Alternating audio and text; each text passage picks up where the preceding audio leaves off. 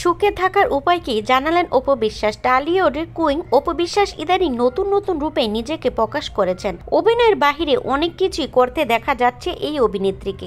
সম্প্রতি একটি অনুষ্ঠানের বিচারক হয়ে অবাক করে দিয়েছিলেন তিনি। বধূবেশেও ফটোশুট করে অবাক করে দিয়েছিলেন অপু বিশ্বাস। তবে এসবের বাহিরে চিত্রনায়িকার জীবনে এসেছে নানা অধ্যায়। সেখানে কখনো ছিল আবার কখনো এসেছে দুঃখ। টলিউড কিং সাকিব খানের সঙ্গে বিচ্ছেদের পর অপু বিশ্বাসের সুখের ঘাটতি হতে শুরু করে তা অনেকেই জানেন। তবে এই নায়িকা মনে করেন জীবনে যা কিছুই ঘটুক না কেন সুখে থাকতে হলে যে কোনো ব্যাপারেই প্রত্যাশা কমাতে হবে। সম্প্রতি সামাজিক মাধ্যমে অপু বিশ্বাসের এক সাক্ষাৎকারের ভিডিও সামাজিক মাধ্যমে ছড়িয়ে পড়ে।